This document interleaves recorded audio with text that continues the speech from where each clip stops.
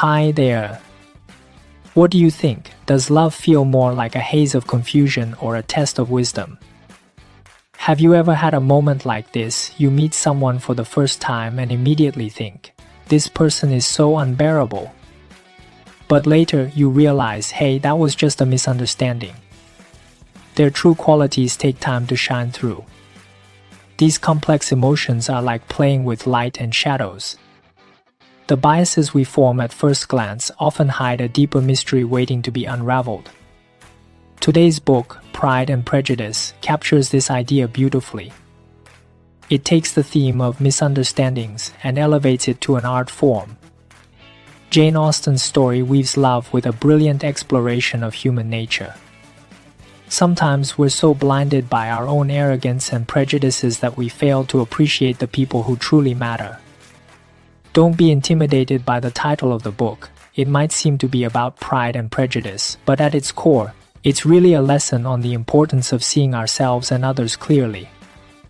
So let's dive into this captivating battle between love and reason together.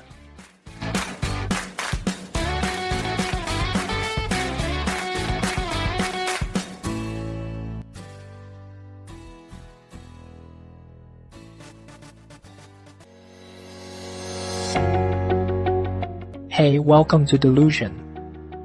I'm your sunshine. Are you ready to feel energized together?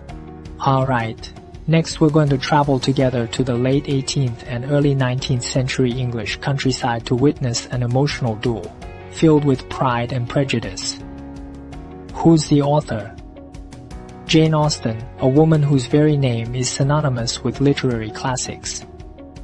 She was born into a warm, modest family of a clergyman, nothing wealthy or extravagant, but rich with a love for books and intellectual pursuits. As a child, she found joy in the novels her older siblings read for entertainment. Later, she began writing her own stories, and eventually her modest life turned into one of the most celebrated tales in literary history. Though her body of work is small, each of her novels is considered a masterful portrayal of English domestic dramas. Her specialty? Capturing love, marriage, and the subtle tensions of social class with humor and finesse. Among her works, Pride and Prejudice stands as the most renowned, a masterpiece that showcases marriage as a battlefield from a woman's perspective. The story behind the book's creation is particularly interesting. In late 18th century England, nearing the end of feudal society, inheritance laws heavily favored men. If you were a woman without brothers, marrying a respectable and wealthy man became your most pressing life goal. This was the oppressive societal rule of the time, a reality Jane Austen poked fun at rather than outright condemned. Instead of yelling in protest, she told stories and created characters that unveiled the hypocrisy of these social norms. Pride and Prejudice was first published in 1813 and quickly captured readers' hearts with its witty, satirical style and realistic depictions of romantic conflict. But did you know? The manuscript for this novel was actually completed when Jane Austen was in her 20s, originally titled First Impressions. She later undertook significant revisions, transforming it into the timeless classic we know today. And even though the story originates from over 200 years ago, the issues it explores, prejudice in love, misunderstandings, and social class struggles, are surprisingly relatable even now. Now let's talk about the story. It's set in rural England, and the protagonist is Elizabeth Bennet, a clever, lively, and somewhat headstrong young woman from a small town. She has 4 sisters, and though her family is not wealthy, her mother operates like a genius-level project manager when it comes to ensuring her daughters are married off. One day, a wealthy gentleman named Mr. Bingley moves into the neighboring estate, accompanied by his aloof, proud, and overly critical friend Mr. Darcy. Here comes the drama. Mr. Bingley quickly becomes smitten with Elizabeth's elder sister Jane, and it looks like a match made in heaven. But Mr. Darcy? At first glance, he deems Elizabeth unworthy and says some pretty cutting remarks. Elizabeth, in turn, finds Mr. Darcy unbearably arrogant and mentally deducts all his points, leaving his reputation in shambles in her eyes. Of course, the story doesn't end there. As fate would have it, their paths begin to cross more often. Gradually, the mask of cold aloofness slips from Mr. Darcy's face, revealing his deeper feelings, while Elizabeth's stubborn preconceptions are challenged by the reality unfolding before her eyes.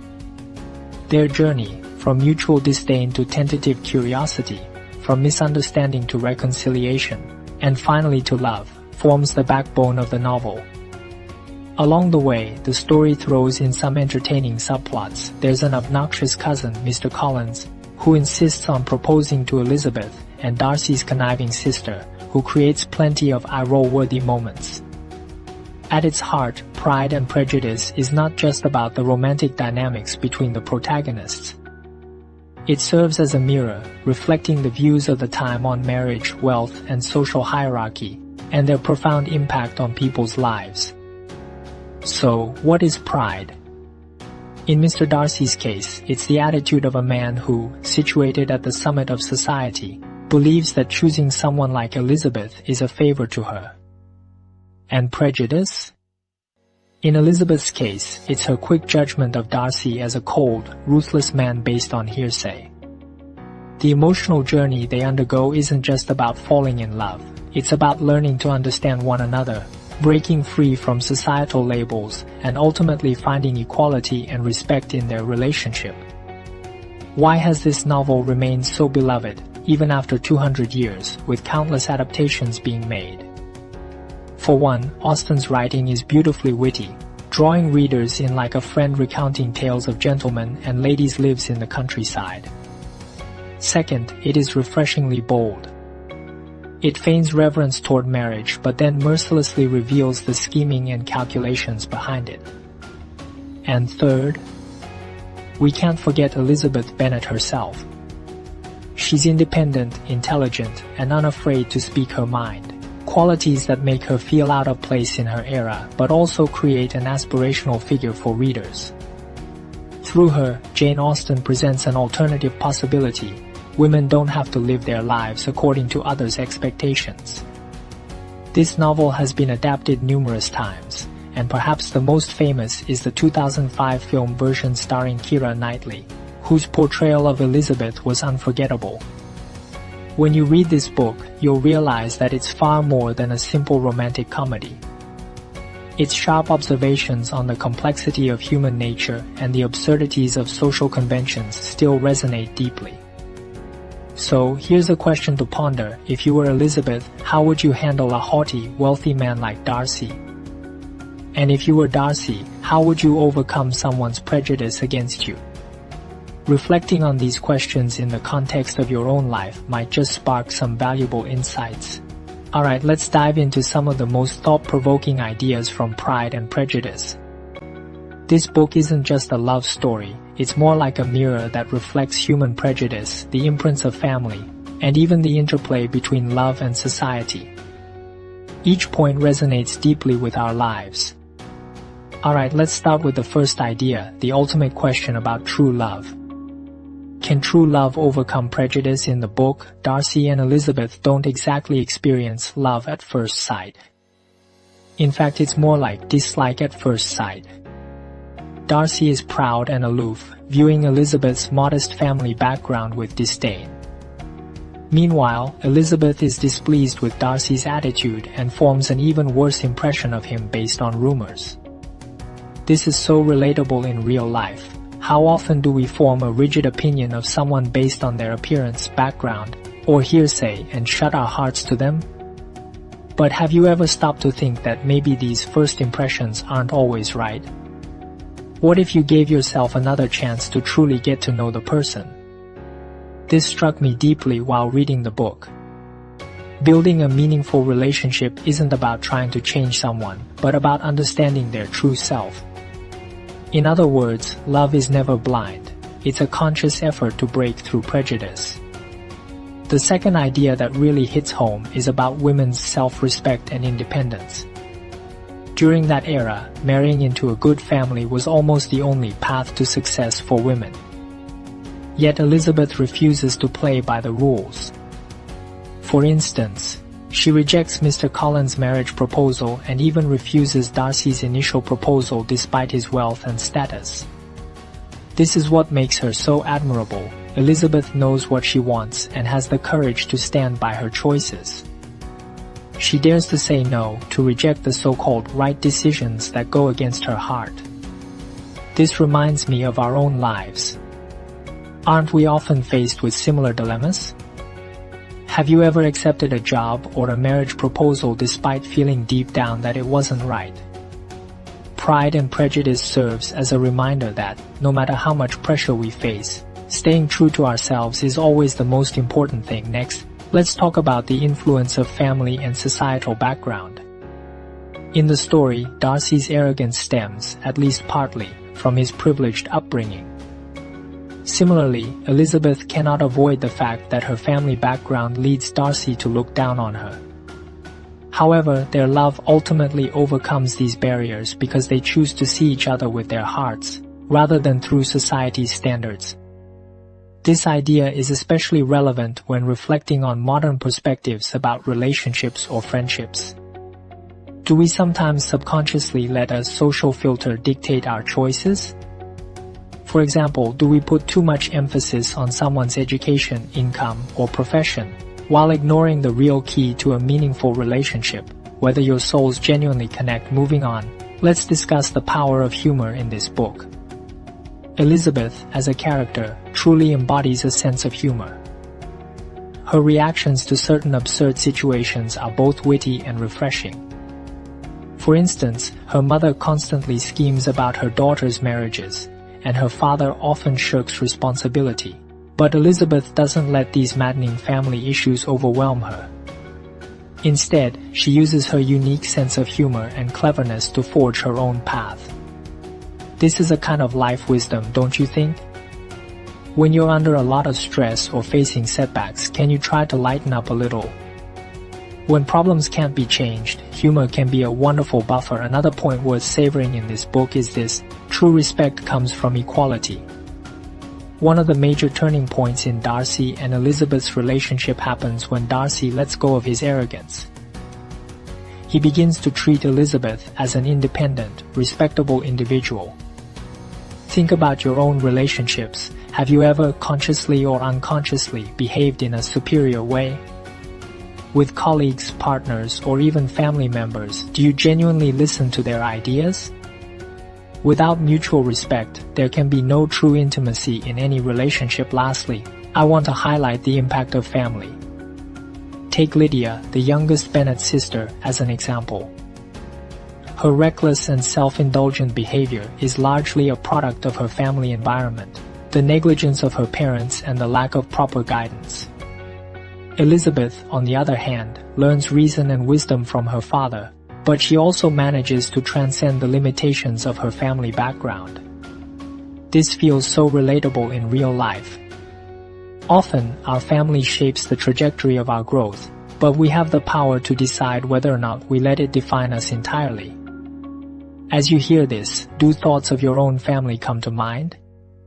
Are the things you're proud of or confused about in your personality closely tied to your family environment? To wrap up, today we explored some of the key lessons in Pride and Prejudice.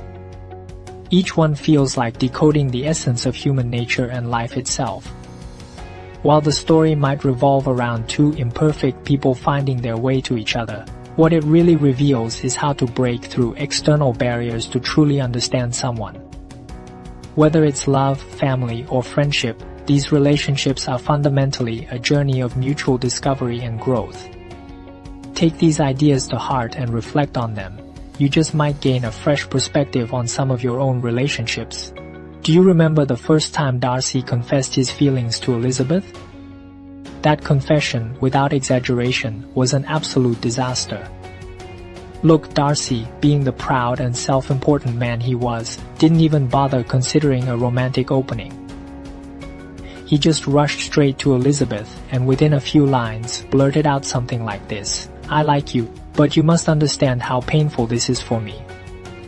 because your family background, your relatives, your entire situation make me feel like I'm committing a crime by liking you. Honestly, can you imagine such a confession actually working? But what's even more astonishing was Elizabeth's reaction. She didn't panic, nor did she get so angry that she stumbled over her words. She remained completely composed, with even a hint of sarcasm, and firmly, unmistakably rejected him. Darcy must have been utterly stunned at that moment, don't you think? After all, he had probably never entertained the notion that someone might refuse him. And as for Elizabeth? In that moment, she stood so resolutely. She wasn't just rejecting his proposal, she was rejecting his arrogance, that condescending attitude of his that showed little regard for anyone else's dignity. Every word she spoke was like a sharp blade, cutting through Darcy's pride and prejudice. But it was precisely this firmness that revealed Elizabeth's unique independence and clarity. You can feel it, she wasn't just rejecting a romantic overture, she was defending her own values. This dialogue is powerful because it reveals one of the core themes of Pride and Prejudice. True love isn't about one person submitting to another's rules, but about both growing through mutual understanding.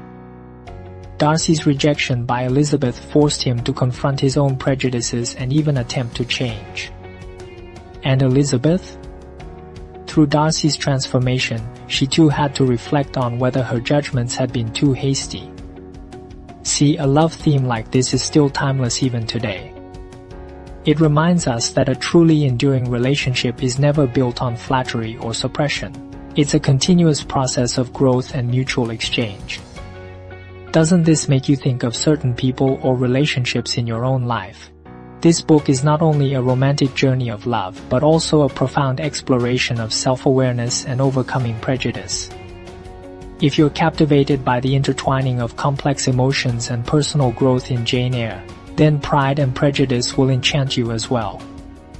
Jane Austen's delicate prose brings you face to face with misunderstandings and preconceived notions between people, ultimately guiding you toward moments of connection and reconciliation.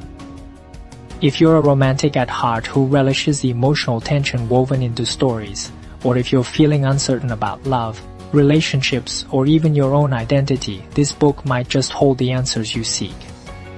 The best times to read it? Perhaps by a small tea table on a sunny afternoon, under the glow of a lamp on a solitary evening, or next to a rain-spattered window. This book will make you smile, setting your teacup down with a thoughtful pause the next time you meet someone new. Try observing 3 things they do before forming a judgment instead of relying on first impressions. When conflicts arise in a close relationship, take the initiative to ask, "How do you feel?" And each day ask yourself, "What's one small thing I did today to make this relationship better?" These small efforts won't just bring more harmony to your life. They might also amplify the warm, gentle current you'll feel as you finish reading this book. As we've discussed so far, have you noticed that Pride and Prejudice isn't just a story about love and class? It's more like a mirror, reflecting the prejudice and pride hidden within each of us. Perhaps at times we might be like Darcy, wrapped up in our own sense of superiority without realizing it, or like Elizabeth, blinded by labels placed on us too early. But what allowed them to ultimately break free from themselves? That's something worth pondering. Before we wrap up, I'd like to leave you with a question. If you were in Elizabeth or Darcy's shoes, how would you break out of your own cognitive framework? Have you ever had a moment where a single choice reshaped your relationship with someone else? Feel free to share your authentic experiences and stories in the comments section. Maybe the true gift of Pride and Prejudice isn't about deciding who's right and who's wrong, but rather teaching us how to approach this complex world with greater humility and a more open mind. That I hope, in your own life story, you'll find the courage to step out of your comfort zone and embrace a personal transformation. Thank you for listening, and I'll see you in our next episode.